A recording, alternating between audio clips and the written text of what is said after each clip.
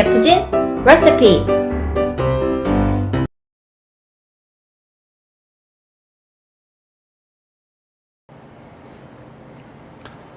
안녕하세요, 셰프진입니다. 네, 오늘은 사시미를 한번 썰어 보려고 합니다. 셰프진이 어떻게 사시미를 써는지 오늘 셰프진의 사시미 써는 방법을 다 공개하도록 하겠습니다. 사시미는 사시미 칼로 생선을 썰은 거 말하죠. 네, 여러분들 잘 아시는 그 사시미입니다. 근데 사시미를 그냥 사시미 칼로 써는 것, 네, 그냥 얇게 썰고 빨리 썰고, 그거는 그냥 쉽게 말씀을 드리면은 그거는 그냥 기술입니다. 기술. 그건 요리라고 저는 말하지 않습니다. 제가 사시미가 요리가 되려면 사시미에서 좋은 맛이 나야 되겠죠. 그냥 생선을 잡아서 오롯이 해서 그래서 그냥 썰어서 담아서 먹는 거, 그거는 사실 요리라고 보기에는 사실 조금 부족한 부분이 많습니다. 그러면은 사시미가 요리가 되려면 어떻게 해야 될까? 네, 제가 계속 강조하는 부분인데, 사시미도 요리가 되기 위해서는 이 재료의 컨디션, 네, 그날 이 생선의 상태에 따라서 사시미 써는 것과 어떤 사시미를 이해해서 사시미를 담는 것까지, 그런 것까지 함께 돼야 사시미가 비로소 저는 요리가 된다고 생각합니다. 그래서 그냥 오롯이를 해서 사시미를 썰고 뭐 아주 얇게 썰거나 아니면 뭐 빨리 썰거나 그런 것보다도 그런 기술에 그치지 않고 진짜 사시미가 갖고 있는, 이 생선이 갖고 있는 본연의 맛을 충분히 끌어올릴 수 있는 어떤 숙성 방법을 통해서 아니면은 어떤 이 오롯이를 손질하는 어떤 그런 과정들이나 방법을 통해서 재료가 갖고 있는 본연의 맛을 최대로 끌어올리는 것, 그래야만 비로소 요리가 된다고 말씀을 드리고 싶고요. 그렇기 때문에 숙성 과정이나 아니면 이 생선의 원래 상태, 그런 것들로 인해서 생선의 컨디션이 늘 달라지기 때문에 생선의 컨디션에 따라서 칼질하는 방향이나 방법, 길이, 두께, 이런 것들이, 그리고 칼집을 넣는 횟수까지도 디테일하게 달라진다는 거를 사시미 썰기 전에 미리 먼저 말씀을 드립니다. 사시미가 이 생선의 종류마다 써는 방법이 조금씩 다르잖아요.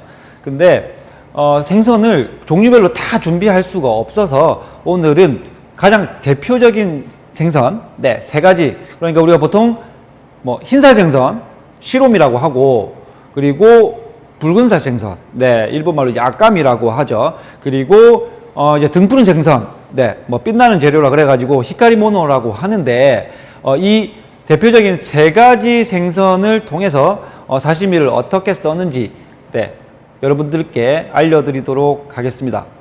오늘 흰살 생선은, 네, 뭐 여러분들 너무나 잘 아시는 생선의 대표 주자죠. 네, 광어. 광어 중에서도, 네, 대광어, 네, 숙성된 걸 준비했고요. 그리고 아까미는 뭐 참치도 있고 뭐 연어도 있고 뭐 큰 방어, 부시리, 뭐 대방어 뭐 쫙 있는데 그 중에서도 가장 요즘에 핫하고 널리 많이 쓰는 연어, 네, 연어를 준비했고요. 그리고 히카리모노는, 등푸른 생선은 지금 이제 그 정갱이나, 네, 고등어 이런 것들을 이 살아있는 채로 구하기가 제가 좀 힘들어서, 네, 살아있는 중방어, 보통 이제 저희 동네 거제도 같은 경우 이제 야도라고 하고, 일반적으로는 네, 이제 뭐 여름에는 뭐 히라스라고 하는 중방어를 준비했는데요. 이게 방어가 커지면은 아까미처럼 되지만은 중방어처럼 이렇게 작을 때는 어쨌든 등푸른 생선하고 그 히카리모노랑 거의 비슷하기 때문에 이 세 가지를 갖고 각각 다른 느낌의 사시미 써는 방법을 여러분들께 보여드리도록 하겠습니다. 자, 그러면은 지금 바로 한번 시작해 보겠습니다. 자, 먼저 흰살 생선 광어 먼저 한번 썰어 볼 건데요. 네, 광어 등 쪽에 두꺼운 살입니다. 네, 두꺼운 살이고, 이거는 지금 그 2.5kg의 광어를 한 8시간 네, 정도 숙성을 해 놓은 상태고요. 지금 이렇게 살짝 눌러 보시면은, 네, 보이시는지 모르겠는데 아주 숙성이 잘 됐고 텐션이 네, 아주 좋은 상태입니다. 네, 아주 좋은 상태고 네, 윤기도 네, 아주 잘 나고 있습니다. 자, 흰살 생선 같은 경우는 일반적으로 얇게 써는 거를 기본으로 합니다. 네. 근데 이 얇기의 기준이 어디까지 있냐가 참 애매한데요. 그래서 생선의 컨디션이 중요합니다. 이게 지금 어느 정도 텐션이 있냐 없냐. 일전에 제가 그 먼저 앞선 광어 사시미 영상에서 생선의 결이나 어떤 방향이나 이런 것들은 크게 의미가 없다고 한번 말씀을 드렸고요. 그래서 오늘은 그 부분은 설명을 생략하도록 하고, 이 정도 숙성됐을 때 광어를 이제 어떤 방향에서 어느 정도 길이, 어느 정도 두께, 그리고 어떤 칼집을 주는지 그것만 한번 보여드리도록 하겠습니다. 저 같은 경우는 생선은 무조건 이제 네, 껍질 쪽으로 칼을 먼저 넣지 않고요. 살 쪽에서 살을 네, 칼을 시작해서 사시미를 썰고, 그리고 좁은 쪽부터 항상 시작해서 썹니다. 네. 그래서 이제 좁은 쪽이라면 이제 광어 같은 경우는 이제 이 꼬리 쪽이 되겠죠. 네. 길이를 일정 부분 정해야 되는데, 제가 여태까지 사시미를 쭉 썰어 오면서 제가 갖고 있는 데이터는 숙성이 덜 된 광어를 얇게 쓰는 것보다 숙성이 조금 된, 그러니까 어느 정도 텐션을 갖고 있는 광어를 조금 두껍게 써는 거를 많은 분들이 좋아한다는 네, 그런 데이터를 저는 갖고 있고, 그래서 저는 넓고 조금 좁게 그리고 짧게 뜨고, 대신에 조금 흰살 생선이라도 조금은 두껍게 뜨는 편이고요. 네. 그래서 너무 얇지 않게 칼을 이렇게 당겨 가지고 조금 두껍게 뜹니다. 네. 두껍게 뜨는데, 대신에 이런 광어 같은 흰살 생선 같은 경우는 두껍게 떴을 경우에 너무 질길 수 있고, 특히 꼬리 쪽은 네, 질길 수 있기 때문에 네, 칼집을 심줄이 몰린 쪽은 네, 이렇게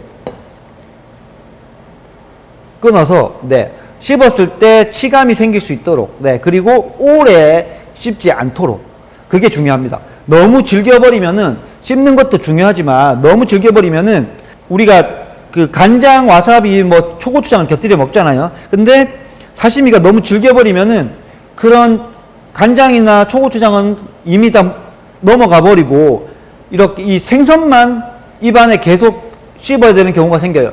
그러면은 네, 생각보다 많은 그 비린내가 올라온다고 느끼거든요. 네, 실제로 비린내가 안 나더라도 그렇게 느끼기 때문에 양념에 찍어서 같이 한 번에 가볍게 넘어갈 수 있을 정도가 돼야 되고, 아무리 씹는 것도 좋고 질긴 것도 좋지만 네, 한 번에 같이 목 넘김이 될 수 있는 네, 그런 식감이 저는 좋다고 생각을 하고요. 그래서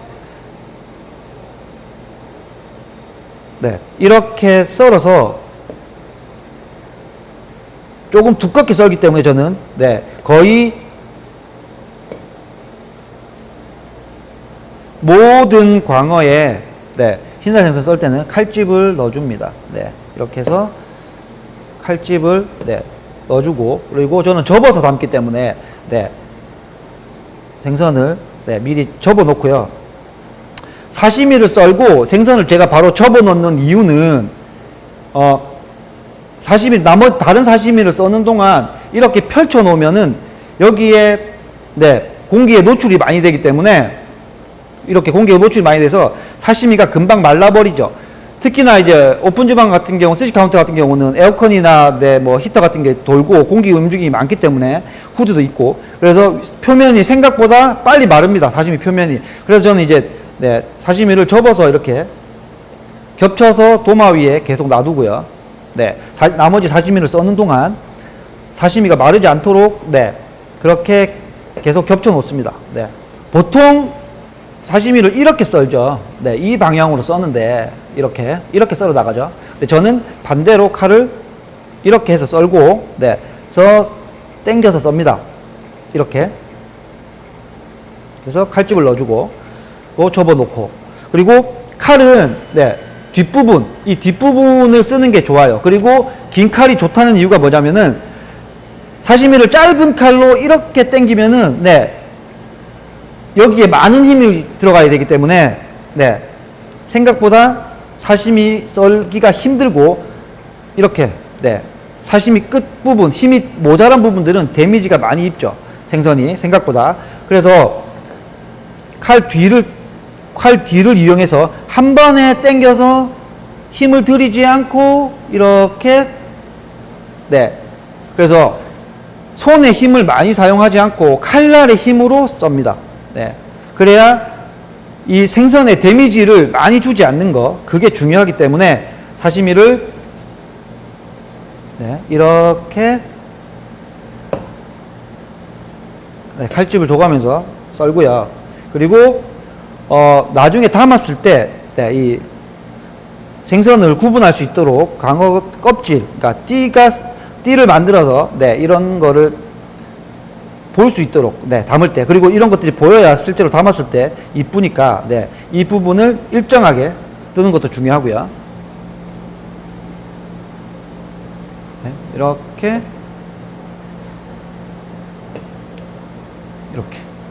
네, 이런 식으로 사시미를, 네, 흰살 생선 같은 경우 이런 식으로 썰고요. 중요한 거는 너무 질기지 않게, 그리고 너무 무르지 않게. 그래서 그날 이 생선의 컨디션을 생각해서 조금 두껍게 뜰 건지 얇게 뜰 건지, 네, 그렇게 생각을 하셔야 되고, 잡은 지 얼마 안 된, 그러니까 숙성이 덜 된 광어를 너무 두껍게 떠버리면 실제로 씹기가 너무 힘들고 그렇게 단맛이 많이 올라오지 않아요. 그렇기 때문에 그럴 때는 어쩔 수 없이 그런 생선을 써야 될 경우는 조금 얇게 뜨는 게 좋고요. 텐션도 어느 정도 일정하고 컨디션도 좋은 상태의 생선을 두껍게 너무 길게 떠버리면은 한 점으로 먹기에는 너무 부담스럽기 때문에 한 점으로 충분히 먹을 정도의, 네, 그 편안한, 입에서 편안하게 씹을 수 있을 정도의 느낌도 감안해서 길이와, 네, 두께 이런 것까지 종합해서 사시미를 썰어야 될 겁니다. 처음엔 좁아졌다가 이제 계속 넓어지잖아요, 광어가. 그러면은 이렇게 절반을 나누어서 썰어 가셔도 되고, 아니면 여기서 각을 한번, 네, 자, 여기서 각을 이렇게 한번 꺾어서 각을 없애줘도 됩니다. 네, 그럼 다시 좁아지니까요. 자, 이렇게 해서 각을, 네, 이렇게 한번, 각을 꺾으면서 두꺼워진 부분들은, 네, 이렇게 각을 꺾으면서 어쩔 수 없이 두꺼워진 부분들은, 그렇죠, 칼집을 한 번 더 주면은, 네, 여기 씹는 것도 부담이 없겠죠. 그래서 혹시, 네, 이건 괜찮은데 두꺼워진 부분이 생기면은 칼집을 한 번 더 줘서 씹을 때 부담이 없게끔 만들어주는 것도 좋습니다. 자, 광어는 이 정도 썰고요. 이번에는 중방어를 한번 썰어 보겠습니다. 오늘 이 중방어는 아까 처음에 말씀드린 대로 히카리모노의 느낌을, 네, 내기 위해서, 등푸른 생선의 느낌을 내기 위해서 써는 거니까 그 점 이해해 주시고요. 보통 히카리모노 같은 경우는 여기 이제 핀셋으로, 네, 뼈를 뽑아서 쓰죠. 네, 뼈를 중간 부분, 네, 이 부분을, 네, 네, 핀셋으로 뽑아서 이거를 이 GI랑 이 중간에 뼈, 낙하혼회를 다 잘라버리면은 이제 히카리모노는 조그만 생선들은, 이건 조금 그래도 크기가 커서 그런데 조그만 생선들은 네타를, 네, 사시미를 뜰 길이가 안 나오기 때문에 보통 GI를 다 붙여서 씁니다. 여기를 핀셋을 뽑아가지고. 근데 그런 거 아닌 이상은 이것도, 네, 이 GI를, 그리고 중간 뼈를 깔끔하게 걷어내는 게 좋겠죠. 네, 이렇게, 네, GI를 걷어내고요. 히카리모노는 더 두껍고 더 짧게 떠요. 네, 이렇게 더 두껍고 더 짧게. 대신에 히카리모노도, 네, 칼집을 줍니다. 이렇게, 네, 칼집을 주고요. 자, 다시 한번 볼게요. 아까 광어보다 훨씬 짧죠? 근데 훨씬 두꺼워요. 네, 히카리모노도 저는 그냥 당겨 쓰거든요. 네, 이렇게 당겨 쓰고 히라쭈꾸리 이렇게 밀어 쓰지는 않고, 저는 거의 대부분의 사시미를 다 당겨 썰어요. 당겨 썰면서 두께와 길이를 맞추거든요. 근데 이렇게 히카리모노도 두껍게 썰고, 그리고 칼집을 조금 더 깊이 줘요, 히카리모노는. 네, 두껍게 썰고 대신에 칼집을 좀 더 깊이 줍니다. 네, 이렇게 두껍게 썰고 칼집을 깊이 줘요. 자, 한 번 더 보여드릴게요. 두껍게 썰고요. 그리고 네, 칼집을 이렇게 깊이 줍니다. 그래서 네, 이런 식으로 두껍게 썰고 칼집을 깊이 주고, 자, 이쪽도 마찬가지로 네, 저는 흰가리모노도 좁은 쪽, 네, 꼬리 쪽 좁은 쪽부터 썰거든요. 똑같이 이렇게 썰어요. 두껍게 썰어서 칼집을 네, 두껍게 줍니다. 이렇게 두껍게. 자, 두껍게 썰어서 네, 칼집을 두껍게 주고요.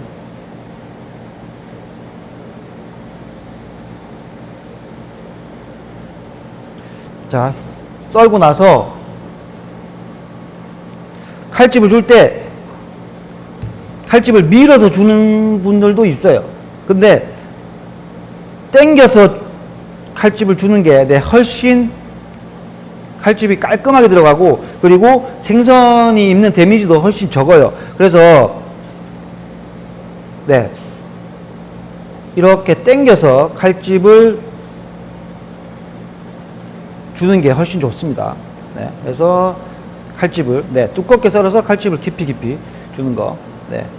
히카리모노는 조금 이제 변수가 많은데, 그게 이제 뭐가 있냐면은 심해를 했냐. 그러니까 그 심해가 그러니까 살아있는 거를 심해하는 그 심해가 있을 수 있고, 그리고 또 다른 심해가 하나 있죠. 네, 그 소금에 절여가지고 촛물에다가 네, 생선을 재우는 그 심해가 있는데요. 일단은 그 식초물에 네, 소금에 해가지고 식초물에 심해를 하게 되면 생선이 훨씬 더 부드러워지겠죠. 숙성이 훨씬 더 많이 되니까. 그러면은 그 부드러워진 부분을 감안해서 또 심해한 생선들은 특히나 얇게 썰면은 히카리모노는 맛이 없어요. 네, 맛이 없고, 그래서 또 그 심해 사바 같은 경우는 또 특히 마찬가지고 이 끓어오르는 그 생선의 기름기를 네, 응축해서 먹는 거기 때문에 얇게 썰어버리면은 진짜 맛이 없거든요. 그래서 심해한 거는 특히나 조금 두껍게 네, 해서 썰어서 사용해 보시고 드셔보시고, 네, 그렇게 권해드리고요. 다른 심해죠. 그러니까 살아있는 상태에서 목을 친 그 심해, 그러니까 피 빼기 심해를 말씀드리는 건데, 히카리모노는 서너일 경우들을 많이 쓰는데, 저 같은 경우는 지금 이제 거제도에 있는 것도 있지만 어쨌든 그 전부터 저는 이제 살아있는 활어 상태의 히카리모노도 많이 썼거든요. 그래서 살아있는 상태의 히카리모노를 피를 빼가지고 사용하실 때는 이 가운데 뼈가 뽑히지 않을 정도로 살이 아주 좋아요.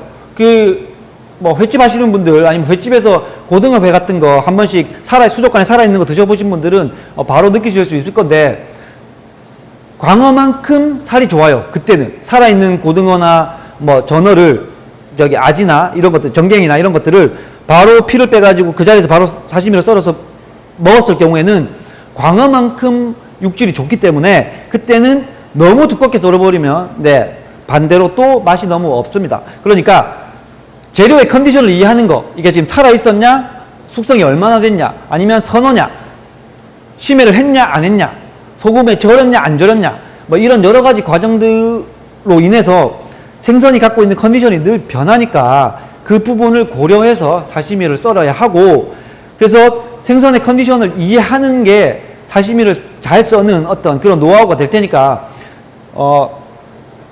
똑같이 일률적으로 계속 똑같은 길이, 똑같은 두께, 똑같은 방향 이렇게만 썰어보지 마시고 다양한 방법들과 다양한 상태의 생선들을 경험하셔가지고 얇게도 썰어보고 두껍게도 썰어보고, 그래서 그 차이가 어떤 차이가 나는지 칼집을 넣어도 보고 넣지 않아도 보고, 그리고 많이 넣어보고 적게 넣어보고 깊이 넣어보고 덜 깊이 넣어보고, 이런 식으로 비교를 해서 똑같은 광어라고 해도 길이, 두께, 그런 칼집에 따라서 어떤 맛이 달라지는지 꼭 한번 여러분들도 비교해 보시기를 바라겠습니다. 그럼 이제 연어를 한번 썰어 보겠습니다.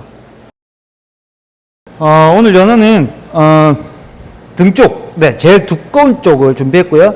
이거는 GI를 바로 네 이렇게 GI만 제거한 연어 등 쪽 완판입니다. 이거는 6.5kg의 연어의 등 쪽, 네, 제 머리 쪽 바로 밑에 등 쪽이고요. 뭐 사시미 썰어 보신 분들은 잘 아실 거예요.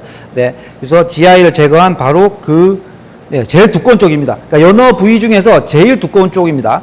자, 제가 왜 이제 이 부위를 골랐냐 하면, 자, 연어 같은 경우는 방어도 마찬가지고요.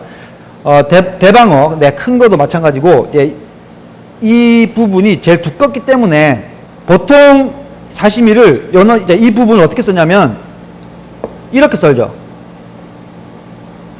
네. 근데 연어가 워낙 이 부분이 지금 두껍고 길기 때문에 너무 또 두껍게는 안 썰어요. 그래서 얇게 이렇게 썰어요. 보통 연어를 이렇게 썰죠. 네, 이 부분을 이렇게 히라찌꾸리로 이렇게 썹니다. 네, 거의 대부분 이렇게 써실 거예요. 그죠? 자, 이렇게 썹니다. 아니면은 이제 반대로 이렇게 써는 분도 있죠. 앞쪽부터. 네. 이렇게 연어를 이렇게 네. 좁은 쪽으로 썰 때는 그나마 괜찮아요. 네. 요 정도 사이즈가 이 정도밖에 안 나오니까 이제 갈수록 연어가 커지겠죠. 네. 여기서부터 이제 계속 이만큼만 가도 이제 연어가 넓어지잖아요. 이렇게 쫙 넓어지기 때문에 연어가 이제 이렇게밖에 나올 수가 없어요. 보통 이제 연어 초밥을 보면은 내다가 다 이렇게 돼 있죠. 네, 이렇게 돼 있고. 그리고 생각보다 연어가 많이 얇아요. 근데 저는, 연어도 두껍게 썰어야 된다고 생각하는 사람이고, 실제로 저는 연어를 두껍게 썹니다. 근데, 두껍게 썰기 때문에 연어를 너무 길게, 크게 썰 수는 없겠죠. 두껍게 써는데 연어를 이 정도 길이로 썰면은, 네. 웬만큼 이 큰 사람도 한 번에 다 넣기가 힘들겠죠. 네. 그리고 이걸 초밥으로 싼다면 너무 밥까지 있으니까 너무 부담스러울 거예요. 저 같은 경우는 이런 두꺼운 연어를 어떻게 써냐면은 이 연어를 네, 절반으로 나눕니다. 네. 그리고 연어는 사시미를 쓸 경우에 보통 네, 요 정도 네. 폭으로 만들어 놓고 사시미를 썰어요. 그리고 뭐 경우에 따라서는 이것도 이제 히라츠쿠리 이제 밀어서 썰 때도 있는데 이것도 당겨서 씁니다. 대신에 너무 좁기 때문에 각을 조금 비스듬하게 네, 이렇게 비스듬하게 썰어요. 연어를. 그래서 길이를 조금 넓혀 네. 그건 이 길이는 내가 칼로 얼마든지 조정할 수 있기 때문에 네. 이렇게 그래서 연어도 두껍게 썰어서 칼집을 줍니다. 저는 이렇게 썹니다.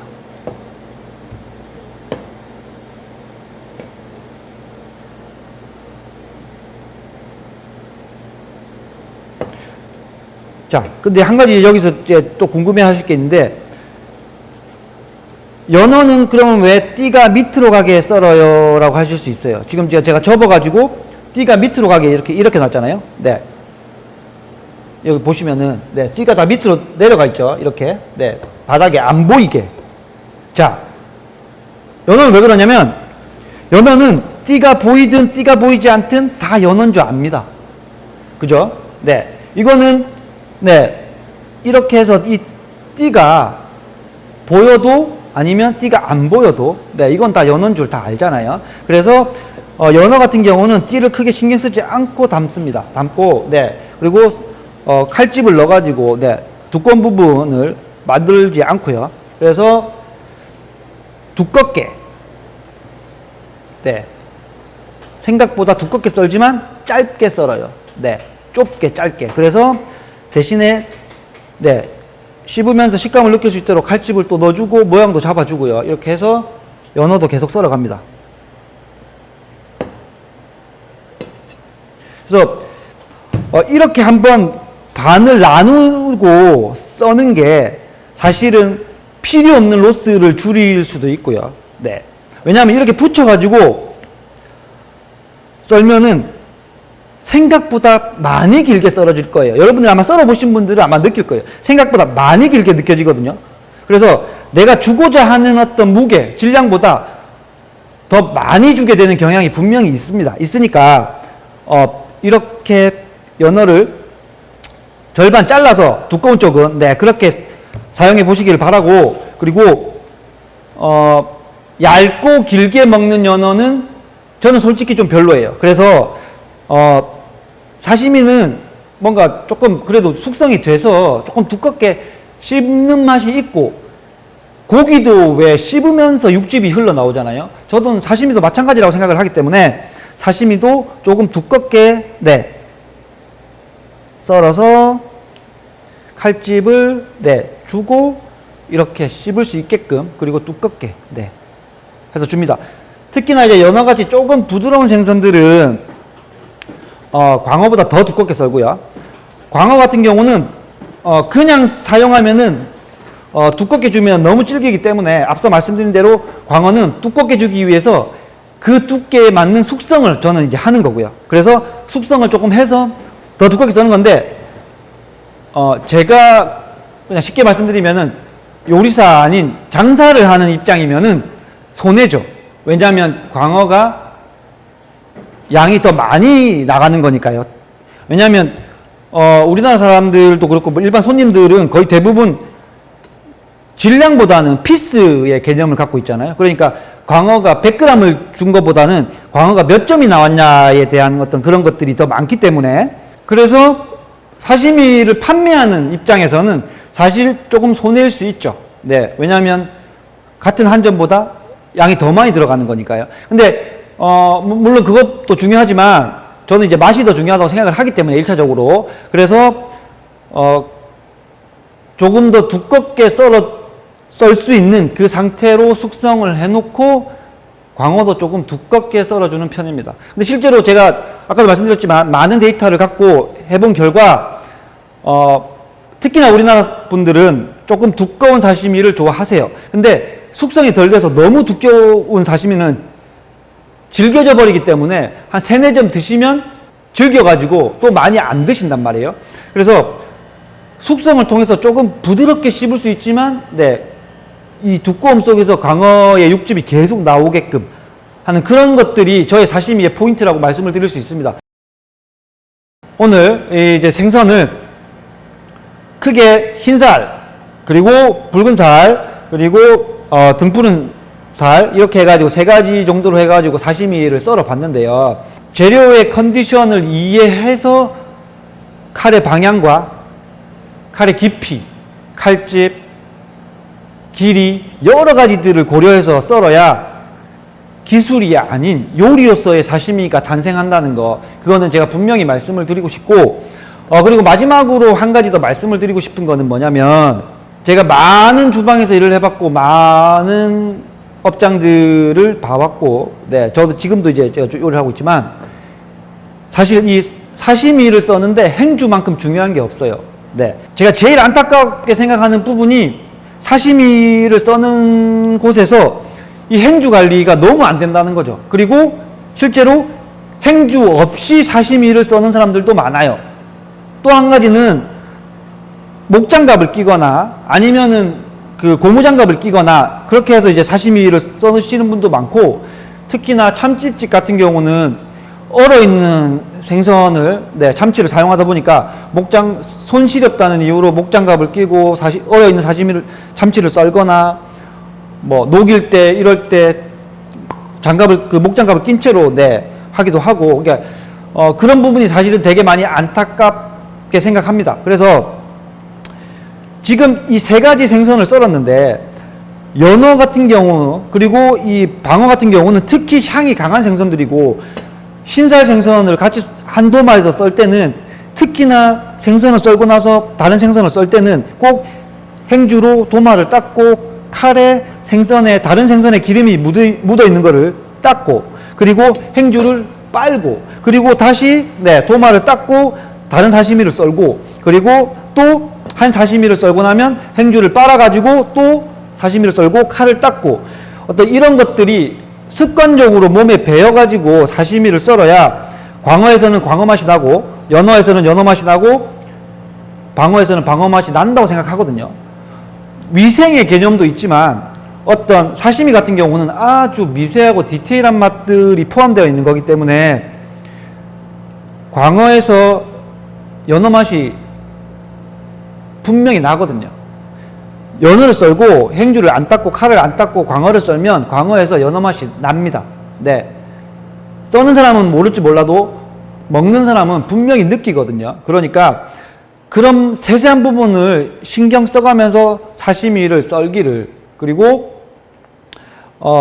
사시미를 드시는 분들도 사시미가 원래 고유의 맛을 갖고 있고, 그래서 꼭 살아있는 생선을 죽여서 바로 썰어서 씹어 먹는 그 이상의 뭔가의 맛과 가치가 있다는 것을 꼭 한번 느껴보셨으면 좋겠습니다. 제가 사시미를 지금 뭐 냄비 닦을 때를 빼고도 제가 한 15년 이상을 썰었는데, 이 사시미가 갖고 있는 매력이 엄청나게 많아요. 저는 그 매력에 빠져서 지금 계속 사시미를 썰고 있는 건데, 재료의 컨디션을 이해하고 생선의 종류와 그리고 계절, 이런 것들이 달라질 때마다 이 사시미를 써는 어떤 방법이나 그리고 사시미를 대하는 여러 가지 느낌이나 이런 것들이 달라지기 때문에 그런 매력에 한번 빠져보시고, 사시미를 써는 분도 마찬가지고 사시미를 드시는 분도 마찬가지고, 그런 사시미의 또 다른 매력에 한번 빠지셔가지고 보다 좋은 사시미를 만들고 드시기를 바랍니다. 네.